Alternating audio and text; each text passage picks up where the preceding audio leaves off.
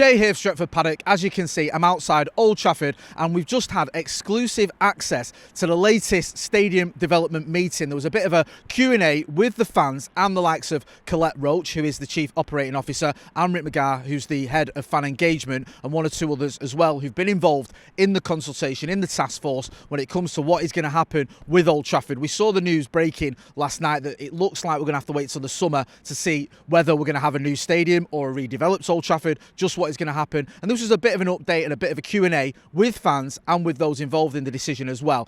There was a few talking points, well, there's quite a few talking points to take away from it all. It started off with a presentation by Colette Roach. She spoke about the task force. She spoke about the fact that Gary Neville, Andy Burnham, Duncan Drasdo from Must, Manchester United Supporters Trust, have been involved in these discussions, these meetings, to see what is the next step, what the pros and cons are from either having a new stadium, a brand new stadium, or redeveloping this one. There's a lot of considerations now for a new stadium. There was talk that maybe there's going to be, or there could be, a 100,000 seater stadium. We could see the area redeveloped. There was talk of a master plan which could involve up to 50,000 new homes as well in the area. A lot of that depends on what will happen with the freight terminals, the rail terminals nearby, if they can get permission to redevelop around there as well and to change those terminals. It's all ifs and buts and maybes, but the biggest scheme or the biggest plan would involve just basically redeveloping the entire area, and at the heart of it would be this big brand new stadium. Now that sounds great, and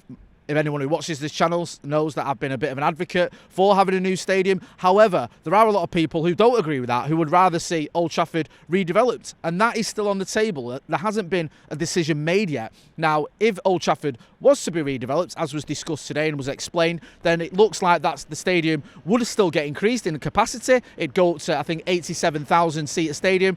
It would take a little while though. It could take up to 10 years, I think, with that, as it would have to be done bit by bit, and that would involve Manchester United still playing here but developing parts of the stadium as that happened. We've seen it before. Anyone that remembers in the sort of early to mid-90s when they redeveloped the Stretford end, the North Stand, United didn't relocate or didn't play anywhere else during that time. We played at Old Trafford and the stadium was redeveloped as on sort of piecemeal, and that's what would happen if we were to redevelop Old Trafford. Now, there has been this sort of survey for the fans, for season ticket holders, for people to get involved with, and it was quite interesting in the results of that survey, because what they found was, whilst I think it was just 51% preferred a new stadium, with around 30%, 31% saying they preferred to redevelop Old Trafford, and I think there was around 17% said they weren't really sure, they didn't know whether they wanted a new stadium or the redevelopment of Old Trafford.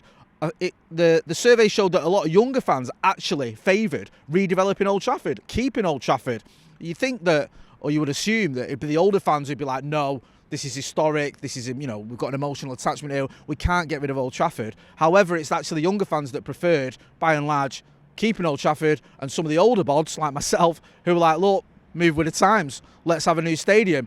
Obviously, that's a smaller sample size, that's not all United fans, and I've no doubt you've got your own opinion, and please do get involved in the chat and the comments and let us know what you think. Do you want to see Old Trafford redeveloped? Would you be willing to sort of wait maybe a little bit longer than it could actually take longer for Old Trafford to be redeveloped and have that reduced capacity for the sake of keeping this historic ground? Or do you think we should have a new stadium? Would you like to see a bit of a bigger capacity than 87,000 and go for the 100,000 one? As of yet, we don't know what is going to happen.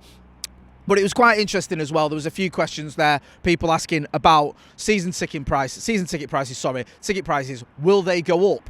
If we are going to have a new stadium, we are going to build this new stadium, does that mean season ticket prices go up? There was no guarantee. Colette Roach answered that question. She said that she can't guarantee. We'll have to wait and see, basically, is the answer there. You're guessing that that might occur. It looks like it does, because if it didn't, you feel like they'd say, no, we're definitely not going to let that happen. And the fact they're not saying that made me feel, anyway, that you're probably going to see a season ticket or ticket price increase. How much that will be, we'll have to wait and see. As I said earlier, there's lots of ifs and buts and maybes with all this. We don't even know which route the club are going to take. I'll be honest with you, when I was watching these presentations, when I was listening to the Q&A, I got the impression that we're sort of veering towards or leaning towards a new stadium rather than redeveloping Old Trafford. We heard from a few people. We heard from, I think, Dan Jones, who has been part of this task force, who's ex-head of sport for Deloitte.